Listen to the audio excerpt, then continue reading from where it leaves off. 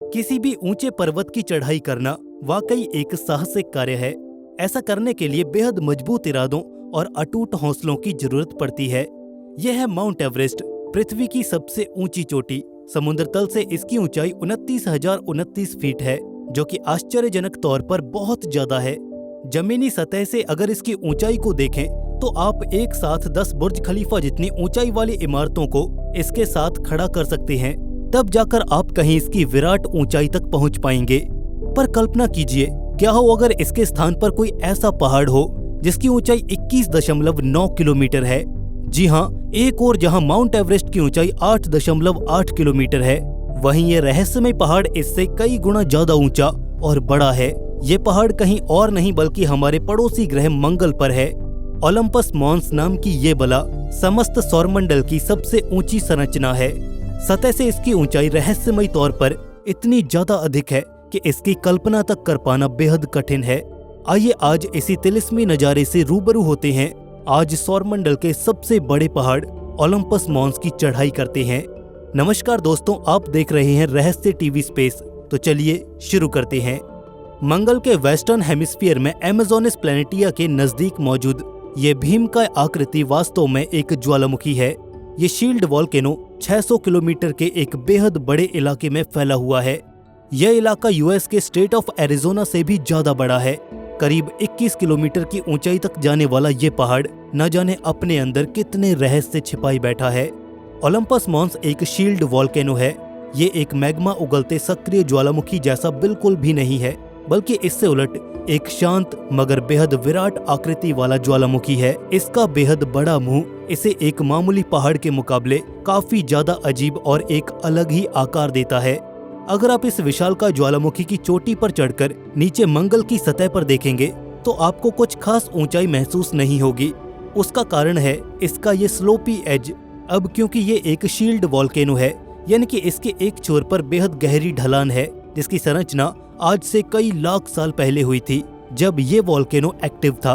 उस दौर में जब इसमें इरप्शंस हुआ करते होंगे, तब लावा बड़ी ही तेजी के साथ ऊपर आता होगा और फिर जैसे ही वो ज्वालामुखी के मुंह से झटक कर बाहर आता होगा तो धीमे धीमे ज्वालामुखी की दीवारों से रिसते हुए नीचे की ओर बढ़ता होगा और मैग्मा के इसी रिसाव ने इस ढलान को जन्म दिया होगा। बात करें अगर इस ज्वालामुखी की ज्योग्राफी पर, तो ये एक बेहद यूनिक किस्म का वॉल्केनो है, क्योंकि इसके बेहद मैसिव साइज और इनएक्टिवनेस के चलते इस पर आज भी इम्पैक्ट क्रेटर्स को बिल्कुल साफ साफ देखा जा सकता है। अगर आप कुछ इस ऊंचाई से इसका टॉप व्यू देखेंगे तो पाएंगे कि इस पर बहुत सारे गहरे गड्ढे हैं, जिनका उद्गम अंतरिक्ष से आई एस्टेरॉइड्स और कॉमेट्स के टकराव के चलते हुआ है। हालांकि अगर इन गड्ढों को मार्स की मामूली सतह पर मौजूद क्रेटर से कंपेयर करें तो फर्क साफ साफ पता चलता है। दरअसल ओलंपस मॉन्स पर मौजूद इम्पैक्ट क्रेटर्स की डेंसिटी मार्स के सरफेस पर प्रेजेंट क्रेटर से काफी कम है, जो कि एक साफ इशारा है कि वॉल्केनो पर बने क्रेटर्स रिलेटिवली काफी लेट बने हैं। या फिर दूसरे शब्दों में कहें तो ये इस बात का सबूत है कि आज से चंद लाखों साल पहले तक जब ये वॉल्केनो एक्टिव था तो इससे सक्रिय रूप से लावा की नदियां बह रही थीं। स्टडीज के मुताबिक इस वॉल्केनो में लास्ट मेजर इरप्शन आज से करीब 2.5 करोड़ साल पहले हुआ था। संभावना है कि आज भी ये वॉल्केनो भीतर से सक्रिय है और आगामी भविष्य में जल्द ही इरप्ट भी हो सकता है। इस विशालकाय ज्वालामुखी का बाहरी स्वरूप भी कुछ कम रहस्यमय नहीं है। बाहर से इसे एक गोलाकार चट्टान ने घेरा हुआ है। अकेले इसी चट्टान की ऊंचाई सतह से करीब 10 किलोमीटर है, जो कि पृथ्वी पर मौजूद सबसे ऊंचे ज्वालामुखी माउना लोआ से कहीं ज्यादा ऊंचा है। इस सब के बावजूद भी ये वॉल्केनो रिलेटिवली काफी नया है। हालांकि ये नया वॉल्केनो भी करोड़ों साल के जियोमॉर्फोलॉजिकल प्रोसेसेस के बाद तैयार हुआ है। धरती पर मौजूद हवाईयन आइलैंड्स की उत्पत्ति वॉल्केनो से उद्गर हुए लावा के क्रस्ट पर जमा होने के कारण ही हुई थी, मगर मंगल के साथ ये केस पूरी तरह से उलट है। मार्स पर बहुत सी संरचनाओं का जन्म इसके ठीक उलट ढंग से हुआ है, यानी कि ज्वालामुखी से निकल रहा मैग्मा सतह से रिसकर क्रस्ट के नीचे जा पहुंचा। खैर, इस मामले पर आज भी जांच जारी है और ये मंगल के भूगोल को समझने में एक बेहद अहम कड़ी है। मोस्ट प्रोबेबली सौरमंडल की सबसे ऊंची चोटी पर बर्फीले ग्लेशियर्स भी मौजूद हो सकते हैं। ये बर्फ जमी हुई चट्टानें हैं जो इस ज्वालामुखी के शीर्ष पर पड़ी हुई हैं। इस सोए हुए ज्वालामुखी के ऊपरी हिस्से में बोल्डर्स और रॉक्स का एक विशाल घेरा है, जिन्हें हम बतौर आइसी ग्लेशियर्स कंसिडर करते हैं। अब क्या आपके जहन में ये सवाल नहीं आता कि इतनी बड़ी संरचना का जन्म मंगल पर ही क्यों हुआ, धरती या फिर शुक्र पर क्यों नहीं? इस सवाल का जवाब छिपा है मंगल ग्रह के भूगर्भ में। हमारी आज तक की रिसर्च हमें ये बताती है कि रेड प्लेनेट की जियोथर्मल एक्टिविटीज अर्थ के कंपैरिजन में एरिया स्पेसिफिकली काफी कम है। यस, ऑब्वियसली मार्स पर जियोथर्मल मोमेंट्स इवनली डिस्ट्रीब्यूटेड नहीं है, जिसके चलते होता ये है कि किसी भी एक स्पेसिफिक जगह पर नीचे अंडरनीथ बहुत सारे वॉल्केनिक इरप्शंस होते हैं और इन्हीं मैसिव इरप्शंस के चलते लावा को काफी अपराइज होने का मौका मिलता है, जिस कारण काफी ऊंची ऊंची आकृतियां जन्म ले लेती हैं। वहीं पृथ्वी पर कंपैरेटिवली ये इफेक्ट कम देखने को मिलता है। इसके अलावा टेक्टोनिक प्लेट्स भी किसी भी एरिया की ज्योग्राफी को डिफाइन करने में एक अहम किरदार निभाती हैं। अब क्योंकि मार्स पर टेक्टोनिक प्लेट्स का डिस्ट्रीब्यूशन काफी अनइवन है और साथ ही वहाँ टेक्टोनिक प्लेट्स की मूवमेंट्स भी काफी लिमिटेड है, इसलिए क्रस्ट और मैग्मा के बीच काफी कम इंटरेक्शन होता है और यही कारण है कि हमें मंगल पर ज्यादातर ऊंचे ऊंचे वॉल्केनोज देखने को मिलते हैं, बजाय कि एक साथ बहुत से ज्वालामुखियों की श्रृंखला के, जैसा कि हम आमतौर पर पृथ्वी पर देखते हैं। मंगल पर इन ज्वालामुखियों की रिसर्च करने के लिए फिलहाल कोई वैल्यूएबल मेथड मौजूद नहीं है। वैज्ञानिकों द्वारा आज तक इन पर जितनी भी रिसर्च की गई है वो केवल मंगल को ऑर्बिट कर रहे प्रोब्स और सैटेलाइट से मिले फोटोमेट्रिक डेटा और इमेजेस पर ही बेस्ड थी। इनके डिटेल्ड ऑब्जर्वेशन के लिए हमें कुछ ऐसे स्पेसिफिक मार्शियन स्पेसक्राफ्ट की जरूरत पड़ेगी जो इन ज्वालामुखियों पर उतरकर वहां की ऑन ग्राउंड कंडीशंस को रियल टाइम में रिपोर्ट कर सकें।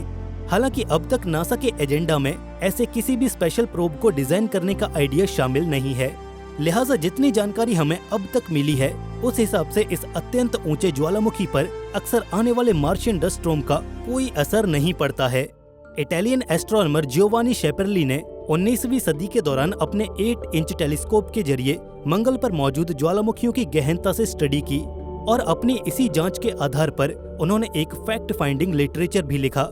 आगे जब 70 के दशक में नासा का मैरिनर 9 मंगल की कक्षा में पहुंचा तो उसने मार्शियन वॉल्केनोज की बहुत सी फिजिकल प्रॉपर्टीज को ऑब्जर्व किया। मैरिनर 9 की इस ऑब्जर्वेशन में मंगल की सतह पर चलता हुआ तूफान नजर आया। हालांकि उससे पूरी तरह से अनअफेक्टेड ज्वालामुखियों की उठी हुई चोटियां भी साफ देखी गई। इस इलाके में खाक छानते ऑर्बिटर से हमें जितनी भी जानकारी मिल सकती थी हमने पिछले 3 दशकों में वो वसूली, मगर अब जरूरत है वहां उतरकर नजारों को और ज्यादा नजदीकी से देखने की, जिसके लिए हमें वहां पर एक रोवर भेजना होगा, एक ऐसा रोवर जो इन ज्वालामुखियों की सतह पर उतरकर जांच कर सके।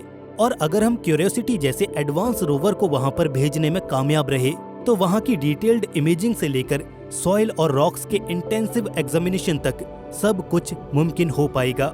और वैसे भी ये जगह नासा के लिए किसी हॉटस्पॉट से कम नहीं है, क्योंकि अगर यहाँ पर कोई भी मिशन उतरा तो उसे मंगल पर वर्तमान में मौजूद भौगोलिक परिस्थितियों के तार अतीत से जुड़ते नजर आएंगे। हम मंगल की सतह पर हुंकार भरते इन ज्वालामुखियों का पुनर्जन्म देख पाएंगे, मगर यहाँ उतरना भी इतना आसान नहीं होगा।